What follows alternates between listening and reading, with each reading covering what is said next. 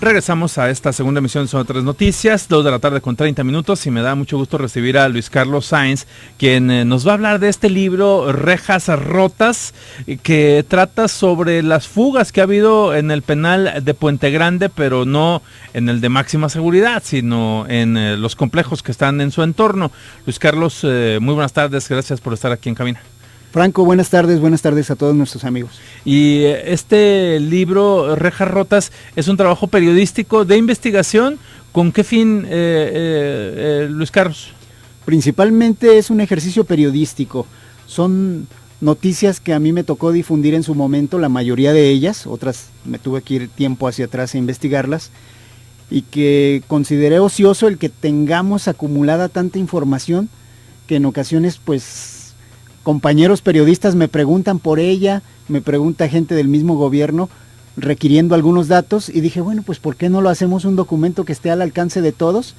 Me metí un poco más a los asuntos, investigué con custodios, con comandantes, con compañeros reporteros, y finalmente me decidí a hacer esto como ejercicio periodístico y algo para uno y para los demás. Y además darle seguimiento a este asunto de la impunidad que se muestra en estas fugas, que en total, ¿cuántas narras en este libro Rejas Rotas? Estoy narrando más de 40 eventos de fuga, porque si nos vamos al número de personas que escaparon, pues nada más por recordar cuando se fugó Javier Llama Sánchez el Pollo junto con otros 12, pues fue una fuga masiva y es un solo evento, ¿no? Uh-huh. Hay eventos de 4, de 5 y solitarios sujetos que se escapan. Y no todos volvieron a estar tras las rejas. No, la mayoría, vamos a decir que la mayoría sí calculamos que el 60% fueron recapturados.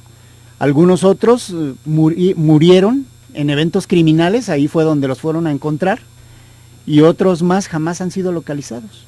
Oye, y una de las cosas, Luis Carlos Sáenz, que tiene este país y en particular el Estado es falta de memoria. ¿Por qué contar las historias de estas fugas? ¿Qué es lo que nos dicen del sistema penitenciario, de la impartición y la aplicación de la justicia, de esta situación que tiene que ver con la corrupción y lo que es más triste y más grave, la impunidad? Tu pregunta hace un resumen prácticamente del libro, porque de pronto pareciera que son solo fugas. Y no, estamos hablando de historias de vida, de gente que tal vez torció el camino, pero finalmente vas a encontrar muchos aspectos humanos de lo que como reportero me tocó encontrar dentro de las prisiones. Y sí, más allá de la simple fuga, estoy hablando de cómo se convive dentro de un dormitorio, en una celda, cuáles son los hechos violentos que ocurren, intentos de homicidios, suicidios, todo eso va amalgamado en cada una de las historias de fuga, porque estos sujetos pues tienen un antecedente. Y obvio, después de que escaparon todavía me busqué investigar un poco qué ocurrió con ellos mientras estuvieron ausentes de prisión.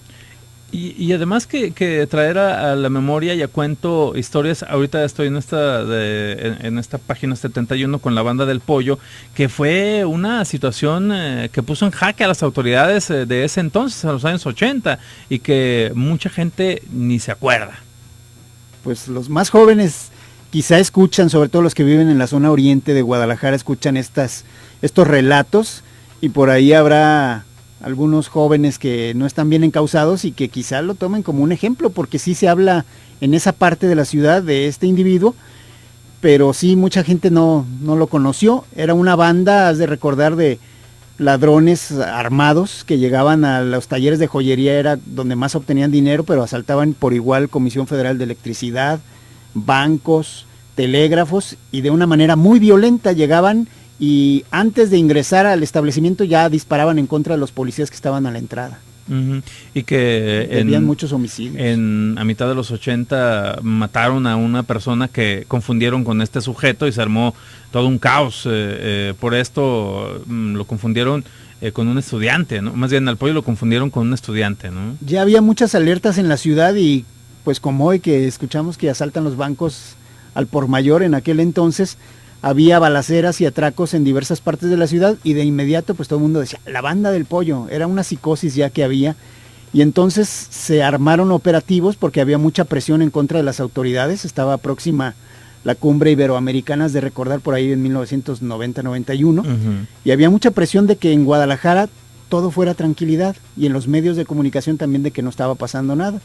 Se hizo un operativo y un 5 de junio, por ahí en la glorieta del Charro, prácticamente enfrente de la Policía Estatal, a un joven que iba en un auto lo confundieron con Javier Llama Sánchez el Pollo y lo mataron. Un joven estudiante que no llevaba armas, y pues ya te imaginarás, eso desencadenó en el cese del director de la entonces Policía Judicial del Estado, y a partir de ahí la leyenda siguió creciendo hasta que en noviembre de 92 encontraron a este muchacho el Pollo en una balacera en la de Medrano, y finalmente cayó herido. En la madrugada murió en el hospital. Y todo esto, Luis Carlos Sáenz, es memoria que como reportero has ido acumulando. ¿Y qué es lo que más te ha llamado la atención de todas estas historias que cuentas? ¿Hay un hilo conductor? Pues hay un hilo cronológico. Obviamente el escenario es el mismo, son prácticamente 2 reclusorios, uno el preventivo, que es donde están los procesados, y el otro es el Centro de Readaptación Social, el CRS. Y además, pues ya el personaje que vino a darle fama internacional a Puente Grande y a Jalisco, pues este señor Joaquín Guzmán Loera, el Chapo Guzmán.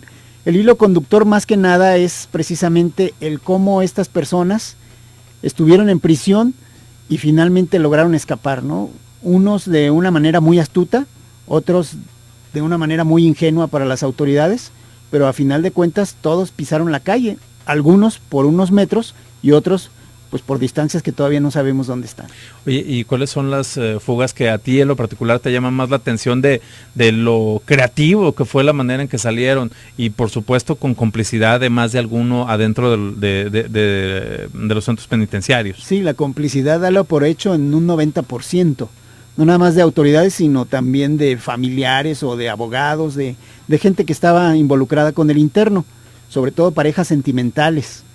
En una de ellas, una falsificó la sentencia, la entregó en el reclusorio y así de sencillo dejaron salir al interno.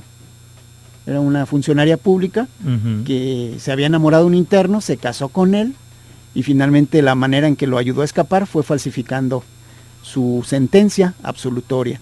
Por ahí hubo un caso también de unos hermanos que se parecían mucho. Uno era menor de edad y el otro, el que estaba encarcelado, era mayor y lo sustituyó. Con esa facilidad se escapa el que era homicida y se queda el hermano menor. Al tiempo se dan cuenta los 2-3 días y pues como era menor lo mandaron ante autoridades paternales y también salió muy rápido. Fue una fuga muy pues de astucia, ¿no? Que pues, se dejó ver la autoridad ahí muy mal. Igual los que han salido vestidos de mujer, un norteamericano también tenía homicidios, estuvo aquí en el penal de Puente Grande. Un día en el 91 entran los equipos de fútbol de Tecos y del Tapatío, entra una orquesta sinfónica, estamos hablando de más de 60 personas, escaso control de parte de custodios para lo que fue la visita, y finalmente este hombre con tacones y peluca y ropa de mujer logró escapar y a la fecha es uno de los 10 más buscados por el FBI. ¿Qué delito purgaba en la cárcel? Homicidio y delitos contra la salud, pero en Estados Unidos también era buscado y es buscado a la fecha por homicidio. Y una de las cosas que no sé si haya en otros estados una recopilación de este tipo de fugas como lo que haces en Rejas Rotas en este libro que compila todos estos casos. ¿Hay algo similar que se haya hecho en alguna otra parte del país? No, yo no lo he encontrado, te digo, porque no como escritor, sino como reportero y como pues ya fanático de este tipo de temas, que como reportero siempre cubrí prisiones y juzgados, pues además como abogado y como también futuro criminólogo, estoy muy ávido de información y casi no hay material ni técnico, ni de morbo, ni periodístico relacionado con las prisiones en México. Que es un tema tabú en este país y no sé, en toda Latinoamérica podemos casi afirmarlo, ¿no? Incluso parece increíble, pero si tú buscas información de historia del penal de Puente Grande en internet, en Google, no hay. O sea, es increíble, ¿no? Algo que es tan conocido y que además de cualquier cosa se informa en el internet. Compañeros que están haciendo tesis, pues me preguntan a mí porque no hay información en el internet.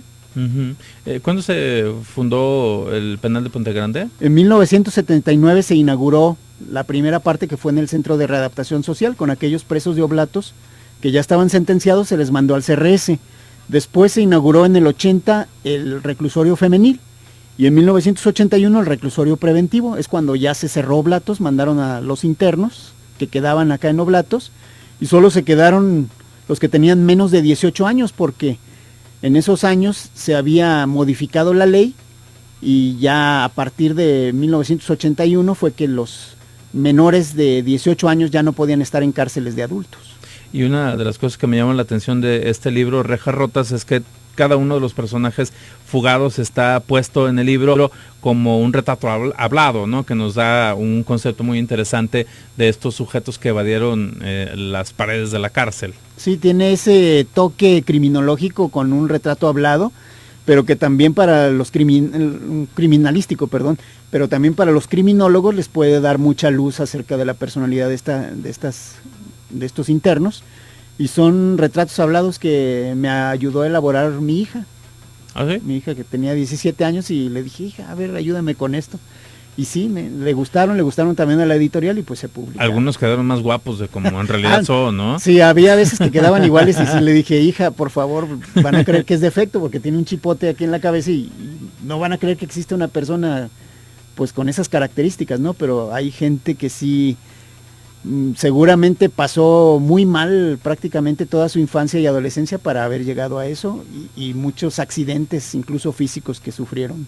Después de Rejas Rotas, ¿qué inquietud tienes, Luis Carlos Sainz, para seguir explorando? Muchas inquietudes y temas de investigación, como lo es el autogobierno carcelario, cómo se maneja una prisión, cómo viven quienes están allí dentro y por qué se tiene que pagar por ciertas cosas a las que tendrías derecho, más aún estando privado de la libertad. Y que eso también solamente se sabe de boca a boca, nunca ha habido un registro ni periodístico ni legal acerca de esto, ¿no? Todo el mundo sabe que alguien manda dentro de las cárceles, pero nunca se dice ni quién ni cómo, por algún tipo de temor a represalias. Sí, ni siquiera podemos decir que las comisiones de derechos humanos entran a fondo en ese tema. Si acaso hacen diagnósticos y dicen, sí existe autogobierno en el 60% de los penales del país, pero no van más allá de decir cuáles son las formas, ¿no? De decir que se cobra por las estancias, que se cobra por el agua, que se cobra impuesto al que tiene una actividad productiva, por llamarle impuesto, pero no se dan a conocer cómo funcionan esos grupos de poder y sobre todo lo más increíble es que no se desactiven, ¿no? Uh-huh.